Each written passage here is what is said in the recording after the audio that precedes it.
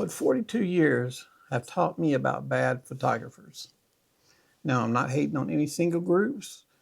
I'm included in all this as well. I think we can all include ourselves in this. So let's get started. A bad photographer is not somebody with a bad camera.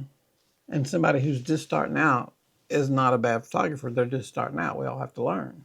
A bad photographer isn't somebody that doesn't know the right exposure every time. After 42 years, I have found in common with a lot of photographers, usually have one big thing in common. They don't know what they don't know, but they act like they do. And that's the dangerous part. Because photography is not just pressing a button, it's about seeing, thinking, reacting, solving problems, handling people, understanding light. The list goes on, but you get the drift. And here's the uncomfortable part. We have all, including myself, been there at some point, including myself. One of the first things I learned was that people love to blame their camera. And I've said this over and over in videos, but it is the absolute truth. Can't tell you how many photographers I've talked to, and they say, oh, check out this picture, but it would have been so much better if I'd had so-and-so lens or whatever. That's just not true. You can get great pictures with old cameras. In fact, this is a Canon 70D. It's many years old, and it still takes great pictures. Right now we're videoing on the Lumix S5 Mark II. So it really doesn't matter what camera you're using, and it doesn't really matter what lens you're using, basically. Okay, there is a point in time where lenses and cameras do matter, but then there's the extreme part where they don't matter. Because when a photographer gets a bad picture, bad photograph, most of the time the problem is light. And I just did a whole video on that one. So look back and watch that video because I think there's a lot to learn from that video for all of us. Or it's timing is a problem, or composition is a problem. Posing is a huge problem for a lot of photographers, or not understanding your exposures, or something as simple as just not knowing where to stand. I've seen photographers take great pictures with old average cameras, and I've seen new photographers with great cameras get terrible pictures. It's all in knowing how to use this. The camera is just a tool. It's not a magic box. It's just a tool that has working parts on it. Every camera, whether this camera, a 20-year-old camera, or a camera 10 years from now, are still going to have the shutter triangle on it to set your settings right. Now, this old Canon 70D, it won't do 70 frames a second, and it won't do a lot of crazy stuff, but that's extra stuff. That's like add-on stuff. That's just the stuff you can use, but is not a big deal in most cases. Maybe if you're photographing a baseball game or something like that, then yeah, you like your high speed, 60 frames a second will help you out there. I'll give you that. There's a case for everything. Know your case, know what you need. A better camera can give you cleaner files, that's for sure, but it won't give you better judgment. And that's a bad thing. It will not tell you where the light is coming from. It won't tell you if someone's expression is fake, because you don't want fake expressions on somebody's face, especially shooting weddings. And this applies toward anything, but I shot so many weddings, that's what I refer to. But it works for everything. Families, portraits, senior portraits, whatever it is, it works for everything. You'll have to excuse me for referring to weddings a lot because that's what I did so much of. Also, I did a video on this the other day, but the camera won't tell you if the background is a mess. All that comes from experience. And like I said, a bad photographer thinks a new camera and lens will fix the problem. A good photographer knows that learning more is the secret behind that. A good photographer knows that more knowledge will help more than anything else. Bad photographers don't really see light. Bad photographers look at the subject. If she looks good or he looks good, they take the picture. Good photographer looks at the light. It's all about the light. I've mentioned this over and over. See the difference, see the light, understand the light, then get your subject ready. And that is really one of the biggest differences between pro and amateur, is being able to see the light. Where is it coming from? A good photographer will see the direction and the quality of the light and then decide if it's a good photograph to take. Light can make an ordinary person look great, no doubt about that. But bad light can do the same. Bad light can make a beautiful person look terrible, and that's what we want to avoid. And we've all seen the pictures Harsh overhead light, raccoon eyes, that's where you don't get the shadows of the eye socket with a flash or reflector, whatever you're using. Shiny foreheads, you know that, especially if you're shooting outside at a wedding, you're going to get that shiny forehead. Keep the powder handy for the ladies that are in the wedding party. Your background's going to be terrible. There's going to be no subject separation between your background and your subject. You want a little bit of separation. Some people call it 3D. Could be.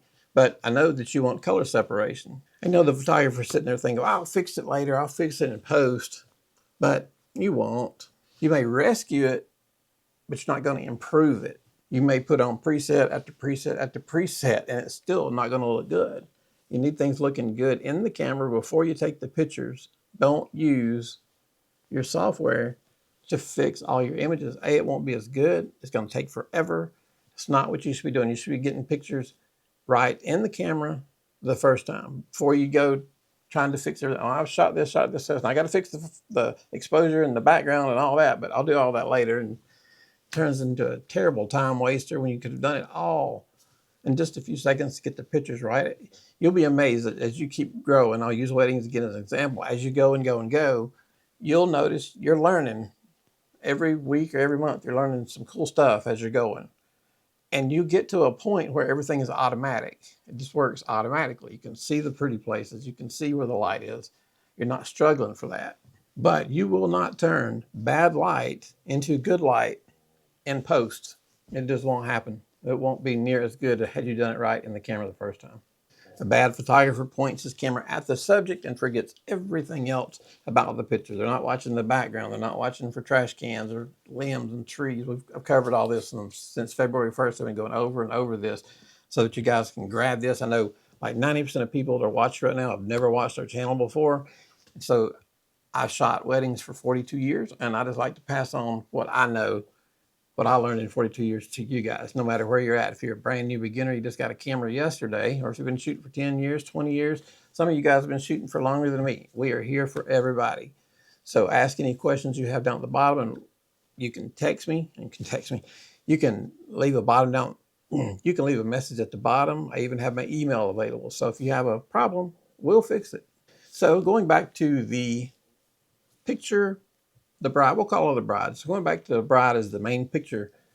In the picture, you look at the bride and you forget everything else. Like you got the trash cans in the background, bright spots pulling your eyes away from the bride, crooked horizons. That is one of the worst things for me. I would get so focused on what I was doing, checking out everything, but that was one of the hardest things I had to get right. I still struggle with it to this day. I admit when I do things wrong, nobody is perfect. Nobody's ever going to be perfect. But I would get so focused on everything, I would end up with a cool looking picture and cool looking background. I remember one girl I'd shot, she was laid on the ground on the dock of a bay and the sun was setting. Oh, it was great.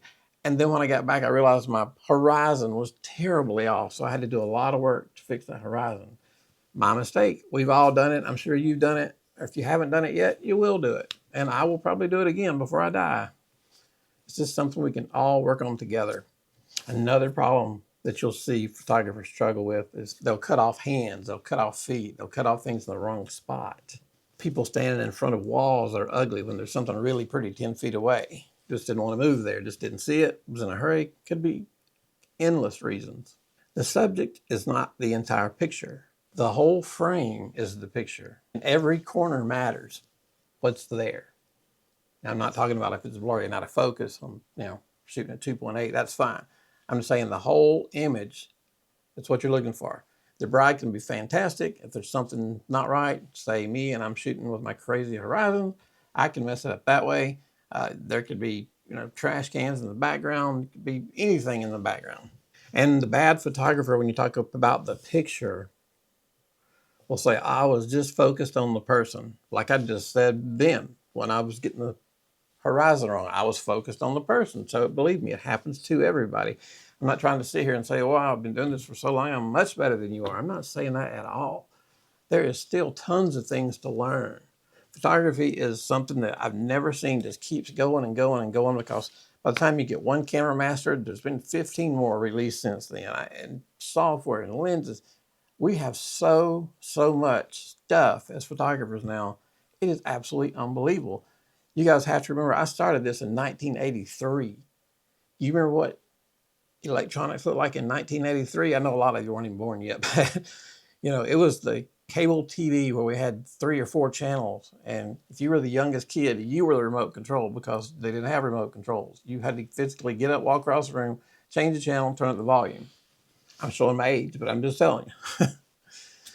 That's how much has changed since 1983 in photography, going from film to digital to all this crazy software we have. AI is coming at us at a fantastic rate. I've seen some really cool stuff in AI, and I've seen some stuff that I don't really like. I don't think we know where to go with that just yet. So let's don't hate on it and write it off, and let's don't fully adapt to it yet. Let's see where it goes. That's my opinion. It could be very useful for us. Right after the bad photographer says, "Oh, I was focused on the person." Good photographers are focused on everything. The person, the hands, the hair, the clothes, the background, the light, the lines, the distractions. And very important, the emotions. At a wedding, emotions are what you want to capture. So those are one-time emotions. I just did a video on this. If you go back to February 1st and look at the videos that I've laid out, they're all leading up in the same series that I'm building. So some of you guys, if you watch our videos, every time one comes out, you're thinking, didn't he say this a couple of days ago or a week ago? I probably did. But the reason is, like I said, we have 90% of everybody watching our video, it's the first time that they've ever seen our channel. So I appreciate you guys so much that keep listening, even though you've heard so much. I appreciate it. I just want to get the new people on with us and get the amateurs and the people that are trying to learn on board with us so that we can teach them what we know. We're here for everybody. And if you just listen to all the stuff I said a good photographer needs to do for the picture, you think, wow, that's a lot. And it is. It is a lot. Now, a lot of it, as you do it, will become automatic in your head. You won't have to sit around and think about it. It'll be easier. Anybody can take a picture, but not everybody can build one. In fact, I thought last year, and I'm going to do it soon, I'm going to take somebody who's probably not a model. We're going to take them, put them somewhere simple, and we're going to build the shot from beginning to end. We're going to start with no flash, no nothing, and work our way all the way up to everything you need to take just an average, ordinary picture and make it look awesome. I want to show you guys step by step by step everything that I'm doing so you can see when we're outside shooting. I've done some stuff inside. It's just there's not much room up there. It's a small studio to begin with. That's why I switched everything over to Godox. They put out some new lights, and they paid for part of the studio, and I paid for the other part of the studio, and it's really worked out good. But the room is so small by the time I've got the model and I'm in there shooting and moving around, there's just not a lot of room to set up video. So we'll probably do the building shot outside. A good photographer doesn't just ask, is everything in focus? They ask, does everything in the frame belong here? Is that 3-year-old kid running that way? Do they belong in the picture? They probably don't. That's the part beginners skip. It's the small details. And don't get me started on this, but they zoom in instead of using their feet. If you need to move an angle, move closer, move back, you don't always need to zoom in and out. Use your feet. Walk a little to the left, walk a little to the right, stand on a pew, stand on a ladder, whatever you got to do to get a different angle. I've been laid down flat on the ground not long after it's rained, laying all the way on the ground, taking pictures just so I could get the good shot. But it was worth it. They loved it. I'll try to, if there was one picture in mind, I remember a bride, it was absolutely one of my most favorite pictures ever. I was laying on the ground and her what is that thing? Veil. Her veil was blowing in the wind and it was blue sky behind her. And that's a great picture. I love that picture. I'll have to show it to you guys sometime. But that's just one of those pictures from time that you'll pick up and learn how to do. Sometimes the best thing you can do to make your picture look better is move your feet 5 feet that way, 5 feet that way, 5 feet that way. Just move. You'll be amazed at what 5 feet will do. You don't have to zoom in and out all the time. In fact, try to shoot with primes if you can. That'll force you to use your feet. So, I'm not hating on zooms. I love my Sigma 2870 2.8. But you've got to know when to zoom or when to walk. That's a whole video for another day because there's a lot of things involved in that. But you get the idea. Now, this has always been a strong point of mine. Again, I'm not bragging. I shot me down earlier with what I was bad at. Now we're going to talk good about me. But having a relationship with a person is so, so, so important. if they have total confidence in you, you will be the man. I mean, there's nothing else. I've shot weddings where I've shot the parents' wedding and I've shot the kids' wedding, and they have complete confidence in me. And that is something that just takes time. And they let me do whatever. They have full confidence. They don't say, hey, don't do that, do this. They let me do what I do. And they just love the pictures. Every time I've had a couple people, I've shot 3, 4, well, for the same family, I've probably had about 7 or 8 kids, all from the same family that I've either done their kids' wedding pictures. So if you have confidence, if they have confidence in you, you're set.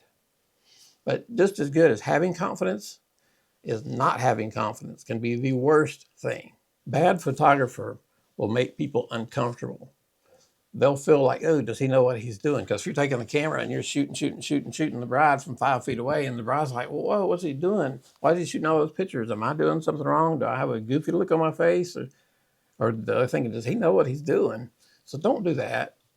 Just stay calm and professional the whole time. I've told you guys about the time I had about 35 people, both families, wedding party, everybody on stage, and my flash broke. And this was way back in the late 80s, I think it was. And I knew the flame it was going. It wasn't a battery problem. Flash was dead, died, doornail, threw it away.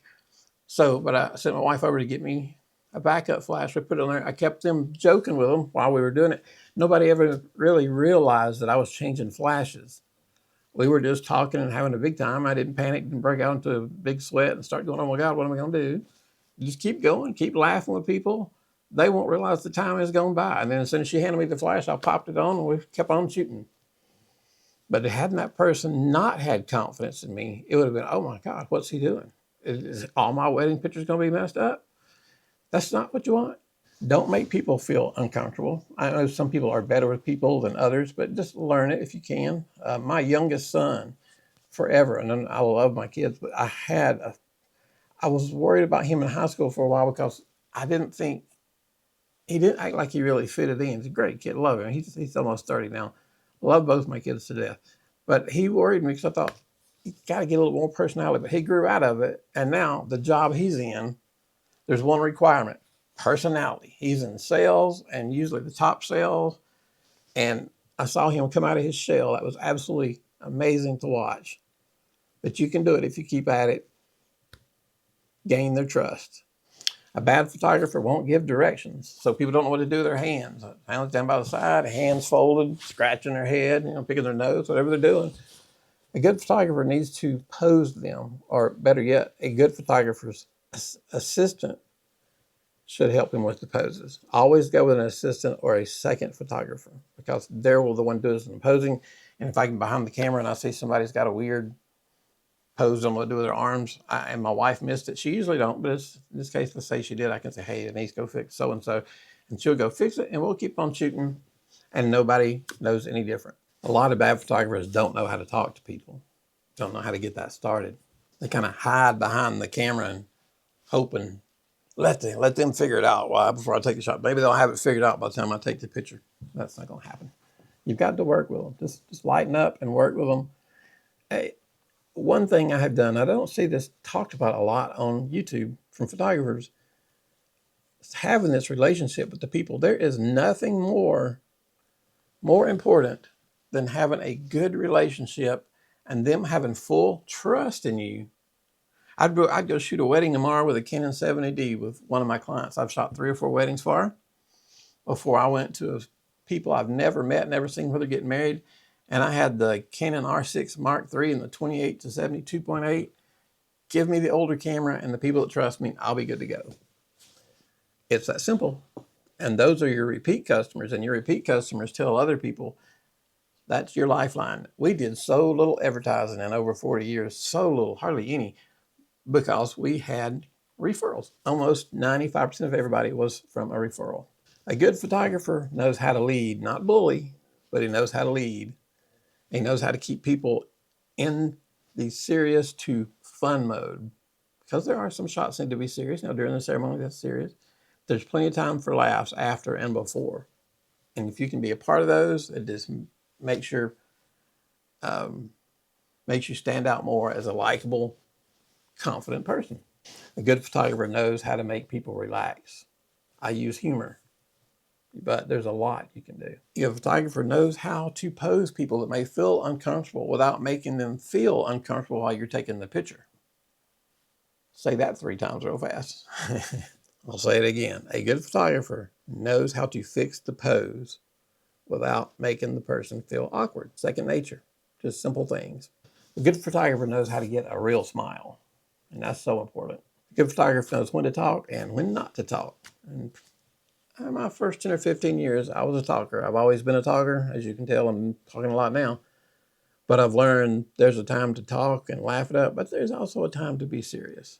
So you kind of have to figure that out. That'll only come with experience. I can't just teach you that. Open to page 138. I'm going to teach you how to do this. That'll come with experience. Just be yourself. Enjoy it. Have fun. Make sure you're wedding ready to photograph weddings. Make sure you've worked with another photographer for at least a year and you're good enough to sell your pictures. A good photographer knows that when confidence is behind the camera, that will build confidence in front of the camera. I photographed brides, families, models. Actually, George H.W. Bush back in the late 80s when he was vice president for Ronald Reagan. So I've been in some stressful shoots, different things. But I can tell you for sure, no matter what kind of camera you got, it will not create an expression. You'll help create the expression. Your energy matters. You want to go in happy. I don't care how bad your morning has been the night before, the whole week before. You want to go in happy, confident, funny. I mean, there's just a whole line of things. If you're confident, and again, that's going to come with experience, walk in with confidence, a little humor, you're good to go, especially if they already know you. So if they don't know you quite as well, we have actually taken bride and grooms to dinner a few weeks before their wedding because we didn't know either one of them. It was one of those few weddings that we shot that wasn't a referral. So we took them, I think it was macaroni grill. So we took them and ate macaroni grill, had a good time, laughed it up. But when we got to the wedding that day, it was, hey, Daniel, how are you? And they knew my wife, hey, Denise. And so it just moved so easy because we already had a little rapport. They trusted me. Another sign of a bad photographer, and I'm guilty of this too, is we like to over edit everything. My wife tells me all the time, quit editing so much. So I'm guilty of that. I like to go in and edit everything. But if you got your lighting right, and your filters right on your camera, you should be able to do 95% of it behind the camera without having to do any of it in post. It's kind of easy to reach over there and hit that skin retouch, test a little saturation, a little clarity here, too much sharpening, too much fake background blur. I know I've done that one a few times. That's my fault, but we've all done these things. Because if you keep on editing, at some point, that picture is going to look like it was deep fried in Lightroom in a gas station bathroom somewhere. We don't want that. Don't want that at all. A good photographer gets it close in camera. If you're fast-paced like a wedding, every subject does not have to be 100% on the nose. You've got a one-stop leeway either way. You don't have to worry. You've got a little more leeway if you're shooting raw. Always shoot raw for weddings. If you are shooting raw and you can stay within a stop over or a stop under, you'll be absolutely fine. And you've even got more leeway if you're underexposed, but try to stay within a stop either way. Because your work in post, you want it to be more of a polish than a whole rebuild, if that makes sense. You want to start with an already good picture and just give a little touch up. You don't want to start with a picture where it's not good. It's already overexposed, there's stuff everywhere. That's just not going to work. It'll never look as good as you can get it out of the camera if you'll just take the time to do it right. It's the difference between a pro and an amateur. Bad photographers are editing to hide the mistakes, and good photographers are editing to just improve even more their pictures, to help bring the image out, to reveal the image. Little touch up here and there, but nothing major. I wouldn't think you would need more than 20 seconds top. If you're spending more than 20 seconds top editing a picture, I think you're probably trying to edit too much, depending on what program you're in. The best editor you can get is right here. Get it right, and then you don't have to worry about editing. Unless it's me and my horizon's off, but we fix that. The best edit in the world cannot save a photo with no feeling, no light, no purpose. Only make bad better. Another huge thing that separates professionals from amateurs. And I've always done this a lot too. I've always tried my very best. We go on trips to make YouTube videos now, and it's just me and my wife, and we've got a vehicle that'll hold like 6 people, a thing in the back. And by the time I get all my photography gear in there, she's like, there's no room to put my suitcase. I'm like, well, I gotta have enough gear. What if something breaks? And that breaks. But when you're doing weddings, doing that kind of stuff, you're getting paid. You've got to make sure that you've got backups for everything. Good photographers show up ready. I would never show up without my memory cards being ready. Don't show up with dead batteries. If you have 8 batteries, make sure the one in your camera is charged and make sure the other 8 are fully charged. When this one goes bad, put a new one in. That way you have batteries. I've got the same battery that works with my G9 Mark II that works with my S5 II. So they share batteries. So I just keep a row of batteries, keep on charging. That way you won't run into a battery problem. I won't run into a memory card problem because I probably have 200 of these. And by the way, memory cards are getting expensive lately. Have y'all noticed that? It's insane. But we are gear ready to go. I go through my camera bags over and over and over. And the last time I check them was when we get in the car. And I go through them again to make sure that everything is there. I'll already have a line. I'll already have the timeline that we gave the bride and groom in my head so that I can, kind of play it in my head. If we're driving a couple hours, I can say, okay, here's the layout. Here's this, this, and this. Get that going in my head. What I'm going to do, what I'm going to be, that sort of thing. That way you are prepared and you are ready. Make sure you know the bride's expectations. That's very important. I shot weddings for years, and I can tell you one thing. Brides do not care about your excuses. And I mean it.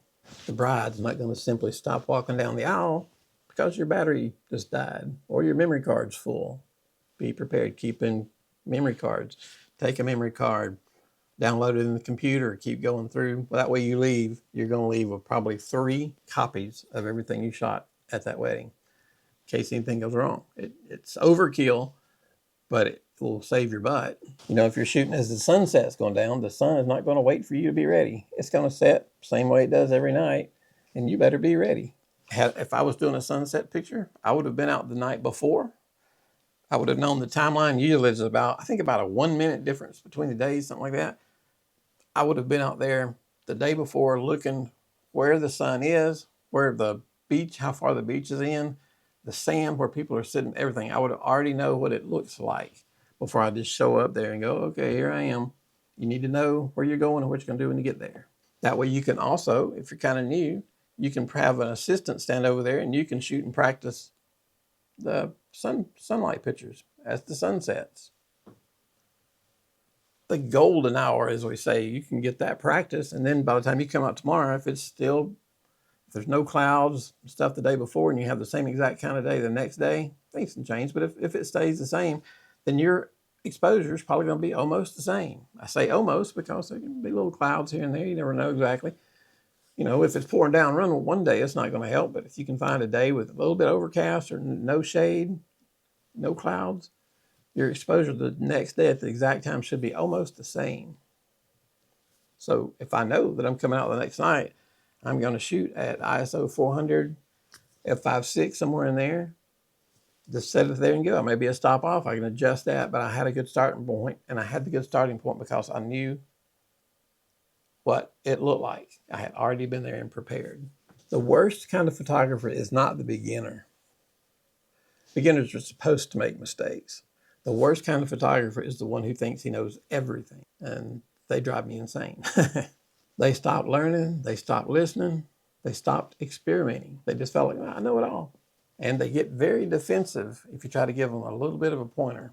We were at the beach a few months ago, and there was a guy shooting pictures, and I could tell his flash wasn't going off. So I said, hey, try this. So he had I don't remember what flash I had, what flash he had, but whatever it was, it worked. The camera's matched up. Put it on there, flipped it TTL, shot the picture. He looked at the back of the camera, he's like, oh, wow. I'm like, yeah, just keep doing that. Because he was just out there shooting. But he was not one of the ones that get offended. Some people love it when you can help them out make their pictures look good, but some people will take offense. So you just kind of have to decide on that one. Do you want to try to be helpful? It's up to you. After 42 years, I'm still learning. And that's the honest truth. New cameras come out, new lenses come out, new flashes come out. New software comes out, there's always something new coming out. But the basics are going to be the same. The basics were the same 10 years ago, basics are the same today, and in 10 years, the basics will still be the same. Your light, your composition, your timing, expression, story, and purpose. You need all that to make it come together for a really good image. A good photographer will always stay curious, and that's kind of me. I'm curious about everything. I want to see and hold everything that's coming out, no matter what it might be. It might be a little, even just a little flash like this, something like that. Everything I like to check out. It just reaches out. I guess it's the gear acquisition syndrome, if you've not heard of it. So many photographers have it, including myself. We just want to see what it'll do, just see. But never, ever stop learning and try not to be offended. If somebody's been shooting longer than me, heck, if they've been shooting, if I'm doing something wrong, I don't care if they started shooting last week. If they see me do something wrong, say, hey, you do this. I'm like, oh, yeah, dang, sorry about that. Don't get upset if people like to give you advice. You might learn something. I might learn something. So after 42 years, it taught me that the gear is not the issue. Thing is, it starts with bad habits. Blaming equipment, blame the background, not controlling the frame, over editing, not preparing, and refusing to learn. Never, ever refuse to learn. Every day I'm on the computer, I'm watching other guys' videos, I'm reading this, I'm reading that, I'm Googling something, I'm looking at B&H and Adorama and KEH and MPB. If there's somewhere that has to do with cameras, I'm on it, cameradecision.com. I am looking around the clock. My wife always says, do you ever get off the computer? I'm like, no. Am I supposed to? I think the other day I had a setting on my Mac and it said I'd been on the day before for 21 hours and 46 seconds. That's a bit excessive. That shouldn't be that way, but I just get so involved in it. But anyway, guys, I'm going to quit rambling, okay? I promise. The good news is all of the stuff I talked about can be fixed. That's why this video is not made to insult beginners. I don't want to insult anybody. I've made my share of mistakes. For sure I have. I feel like that's how I know what I know is because I made so many mistakes. I've said over and over in the last few videos, look at your bad pictures that you're going to throw away. There's a life lesson in those. What made the picture bad? Don't just drag it out of the folder and put it in the trash. Keep hold of it somewhere so you can go back later, look at the image. All right, what did I do wrong here? Okay, that's bad, that's bad. And how would you fix it? All right, fix it this way, fix it that way. You will grow so fast by looking at your bad images. That is how you will get better. Don't ask this, and I'm almost done, I promise. Just ask this. What bad habit do I need to fix next? Because that will make you better.